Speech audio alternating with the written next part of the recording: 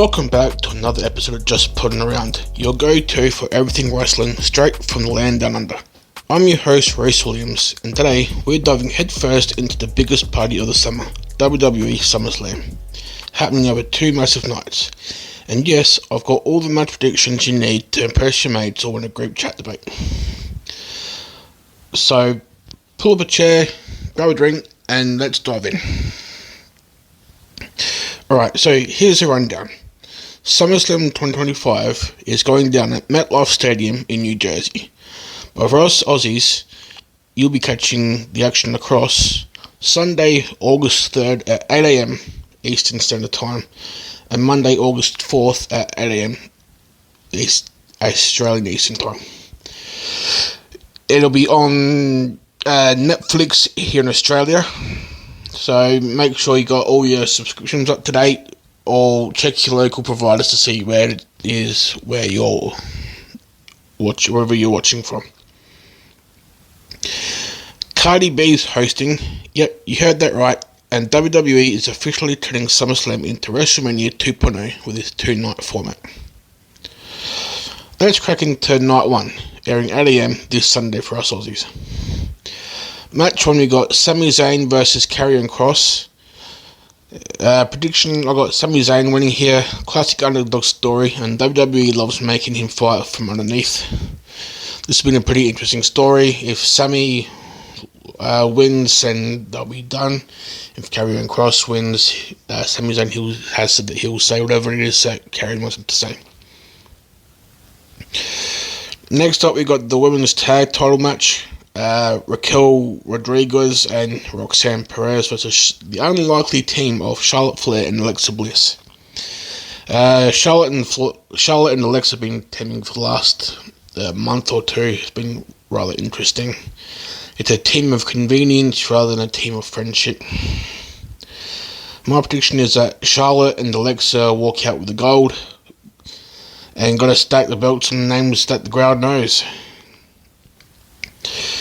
Match 3, we got the World Heavyweight Championship. Gunther putting the title on again, putting the title on the line against CM Punk.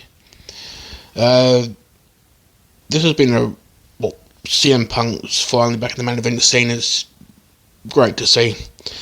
But here I've got Gunther retaining. There's also the possibility that Seth Rollins might return from his injury to cash in. So there's half a chance that might be coming in. Next up, we got Randy Orton and country superstar Jelly Roll versus Drew McIntyre and Logan Paul. Yes, that Jelly Roll. My prediction is that Orton RKO's Logan back to YouTube and get the big babyface pop. The word is that Drew McIntyre might not actually show because he went to the UK for a wedding. And he only had his UK passport with him, not his US one, so there was a bit of trouble there. So hopefully he makes it back, but yeah, we'll play it by ear for now. We've got the reformation of sorts of the original bloodline, Roman Reigns and Jey Uso versus Bron Breakker and Bronson Reed. We got Bron Breakker and Bronson Reed winning here. Bron Breakker looked dominant on Raw, and usually the way that he dominated on Raw against these two would make me think that Roman and Jey are winning, but it'll be good to see Breakker and Bronson get that win over the two former world champions. And the final match of night 1, we've got the women's championship between Tiffany Stratton and Jade Cargill. Jade Cargill won this match while winning the Queen of the Ring. So she gets because she won Queen of the Ring, she gets this title match. So I've got Jade winning in a dominant fashion. WWE is ready to push her to the moon, and I'm all for it. I'm a big fan of Jade Cargill. I have been since she was in AEW. Now on to night 2. Coming at you on Monday morning at 8 AM Eastern Standard Time. So you might want to chuck a sickie on this if you haven't already got holidays booked, but either rest. First matchup, we've got Dominic Mysterio defending his Intercontinental Championship against AJ Styles. Dominic Mysterio has been claiming to be injured and not cleared by doctors, even having a sick certificate to say that he couldn't wrestle. All to avoid having to drop the title to AJ. So my predictions are AJ Styles does win. Dom's run as champion has been pretty good, but AJ is AJ. And I think this might help push the end of the Judgment Day, kinda, sorta.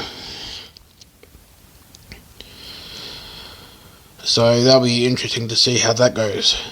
Next up, we've got the undisputed WWE Championship, Cena versus Cody Rhodes. This has been a pretty decent feud.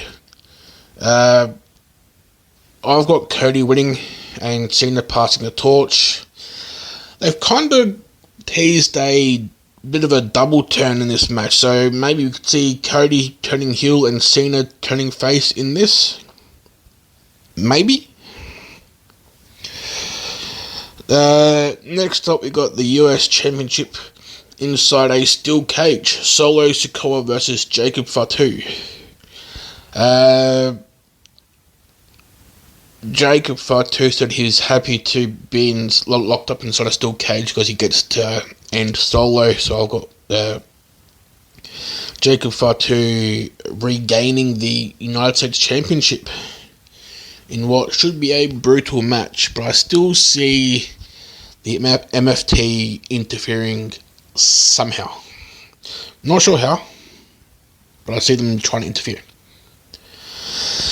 Next up, we've got the Women's Intercontinental Championship. We got Becky Lynch defending against Laura Valkyria in a no DQ, no count-out match. If Becky wins,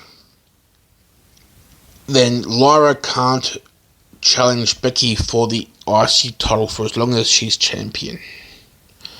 So I've got Becky Lynch possibly retaining here, maybe, or it could go either way. But this, yeah,